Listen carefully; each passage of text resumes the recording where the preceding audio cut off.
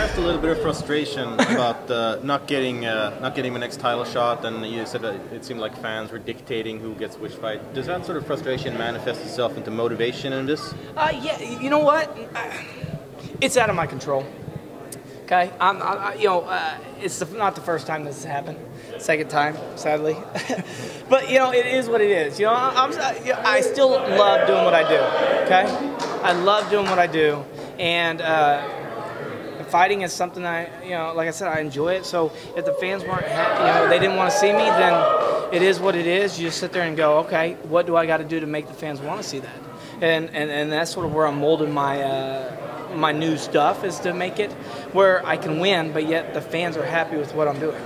Sort of the second time in a row we've seen you come to open workouts and really interact with the fans. I mean, is that just part of your your plan going forward, or is that you being in Texas? What is it? The easiest part of my damn job. You know what I mean? Look, I get to do a 2-minute workout. Instead of them complaining that I did a 2-minute workout, they get 15 minutes of me. You know what I mean? And realistically, what do you think they'd rather see? Me hitting some pads, or would they rather see me interact with them? So that's really where my head's at, is that I want to get as much interaction with the time that I have with the fans. Definitely in this instance, you got, 100 people out there, and you answer those questions. Now they're going to go back and talk to 10 people. They're going to talk to 10 people. And so realistically, that's why I say it's humbling that all these guys want to sit here and get an autograph or get a picture. And that's why after we're done, I'm going to go back and make sure I can finish the guys that I didn't get, is because it's so easy to do that. And to sit here, because one day I know it's going to go. It's going to disappear. And whenever it does, I can look back and say I did everything I could to keep people happy. We talked last week about this being the Big 12 rivalry, sort of the rematch. You said you've moved on from it. Yeah. Tyron clearly hasn't. Any conversations with him about the weigh-in attire we discussed last week? Oh, yeah. No, I haven't talked to him. I've only seen him once. And, the week of the fight, I really try to keep my distance. It's not that I don't like the guy. I do. But it's starting to get into fight mode, competing mode, should I say, and move forward. Now, if they put us in the same exact room right now, then, yeah, I would talk to him. I'm not going to have that awkward silence that some people do. I've been in fights that you're like, what's up? And you're like, how you doing, man? And they're like, why are you talking to me? We're fighting in 3 months. So I'm like, yeah, but that's 3 months away from now. So, but right now, yeah, I'm trying to sort of just keep my distance, get focused on what I need to do, make 170, 171. Oh, yeah. That's the only bad thing about non-title fights. You got to make 171. But, and then after the fight, if he wants to talk, have a beer, whatever, by all means, I'll do it. How about yourself after this fight? I mean, do you feel like you have to get more vocal? You said just make it, I guess, do you think your performance can speak for itself, or do you feel like you have to get vocal and call for what you want? Well, I'm going to call for what I want, but I'm not going to trash talk it. I'm just going to sit here and say, why does Connick get a title shot? We both beat him. Instead, we're not both getting a title shot. You know what I mean? We both beat him, and he beat a top 12 guy. Okay? He was 12th. You know what I mean? I've been fighting top 5 guys for the last 3 years. And people want to see knockouts. I get that. I do. But it's not going to happen every fight. Look at what's his face? Yeah, he knocked out Robbie Lawler knocked out who is the guy named Roy McDonald? No, not Roy McDonald. Before the Matt Brown fight. Who did he fight? Jake Ellenberger. Okay, he fought Jake Ellenberger, top 10 guy, but not a top 5 guy. Then he does knock out him, but he didn't knock out Brown either.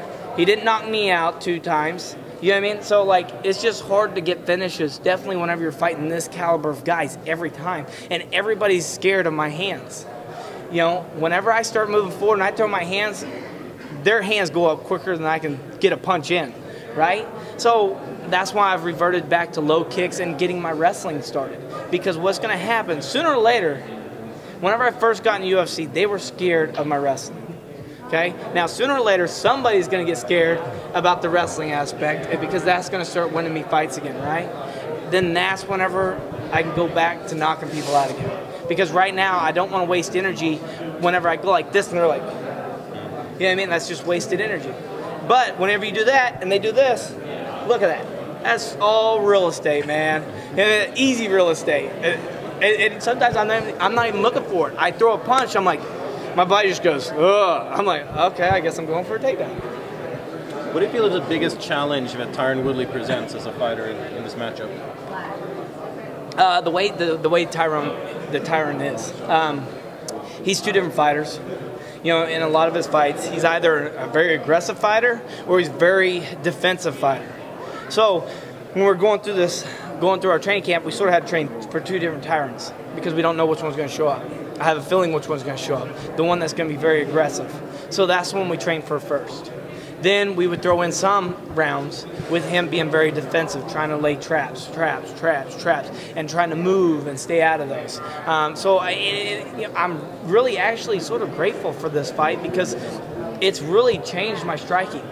You know, there's some of the things that I'm going to be doing in the octagon is really going to be different than what I have in the past. There's still going to be combination flows and stuff like that, but foot movement, angles, those kind of things, I think those are going to be really important for this fight. And you feel bottom line, knockout equals title shot?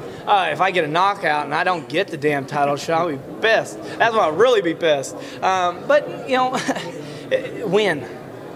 Here's the thing. I'm still striking. You know, somebody was like, well, you know, are you going with that George sort of performance? I'm like, dude, I'm not jabbing a guy to death. You know what I mean? I'm throwing combinations. I'm looking like a kickboxer, and then all of a sudden I do takedowns.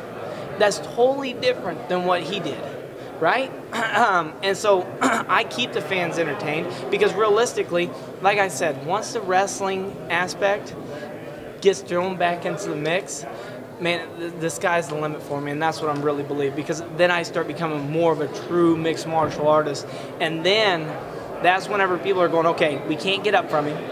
Like we saw that with the Brown fight. You know, my jiu-jitsu's there. So they're sitting there going, okay, so not only can he wrestle, but he also has jiu-jitsu. Now you're sitting there going, okay, now I'm a triple threat instead of just a double threat.